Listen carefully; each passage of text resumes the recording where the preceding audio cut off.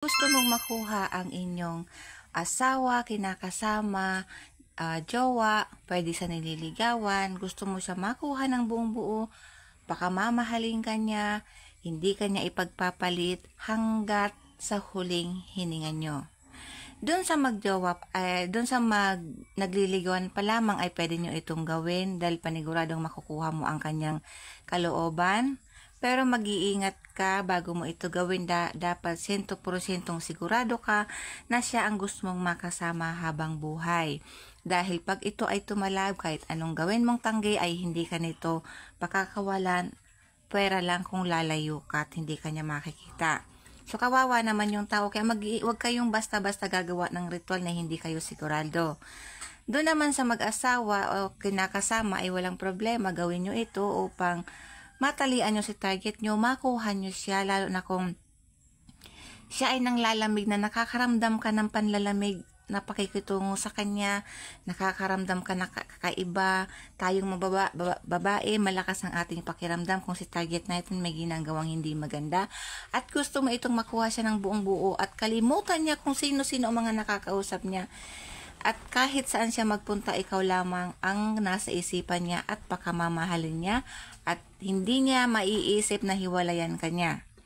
So sa araw na ito, ang kailangan mo lamang dito mga kaswerte ay ang lubos na paniniwala. At syempre kung magustuhan nyo ang aking video, pakipalo at pakishare upang mas marami pa tayong matulungan sa mga ganitong gawain. So, ang kailangan po natin dito ay syempre ang ating sarili, ang handa natin ng ating sarili sa paggawa ng ritual. Kailangan nakahanda ka, buong puso mo itong gagawin. Kumuha ka ng isang malinis na papel, isulat mo dito ang tunay na pangalan ni target ng 7 beses. So, 1, 2, 3, 4, 5, 6, 7. 7 beses.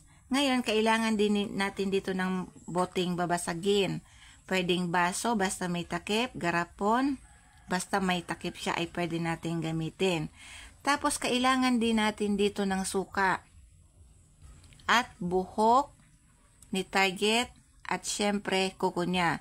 So, ang kailangan natin dito, garapon na babasagin, suka, kahit anong klaseng suka, malinis na papel, isulat ang kanyang pangalan, kuko niya, kuko ni target mo, or buhok ni target. Ngayon, kung sasabihin nyo LDR kayo, hindi ka makakakuha ng buhok ni target, ng kuko ni target. So, ang gawin nyo po dito, kung hindi kayo makakuha ng buhok at kuko, dito sa likod, isulat mo ang kanyang birthday. Dapat eksaktong birthday.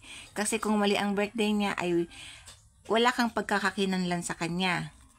So, ayun. Kung wala kang kuko o buhok, isulat dito ang birthday ni target. Ngunit kung mayroon, yun na lang po ang inyong gagamitin na napakabisa nun yung kuko ni target o kaya kuko ni buhok ni target. So, pag nakakuha ka na po, dito ilagay mo na dito yung suka. Kahit gaano kadami, bahala ka. Pwedeng kalahati lang. Depende sa gusto mo. Basta kailangan may suka siya. So, una, tutupiin mo lamang ito papasok sa iyo.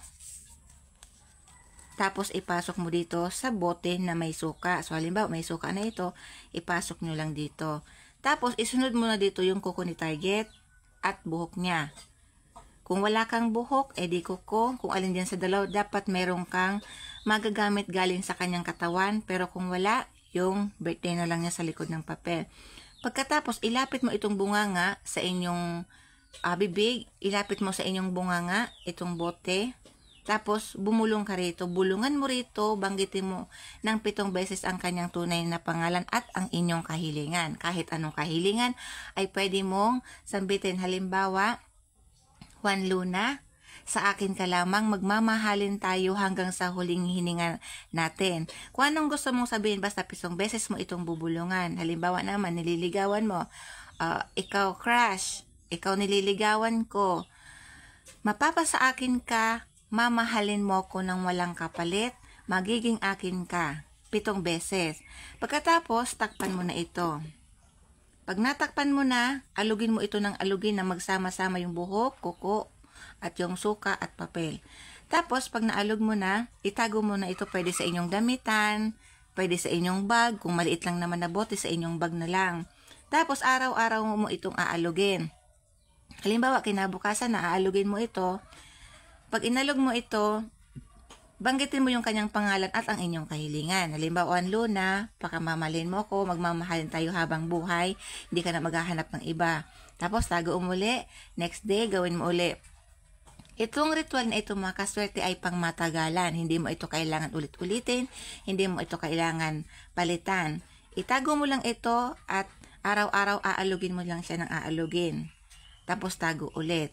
So, ganun mga kaswerte kasimple ang inyong gagawin, basta lubos ka lang ang paniniwala upang makuha mo ang kahit na sino, ang iyong asawa, kinakasama, jowa o nililigawan. So, maraming salamat mga kaswerte.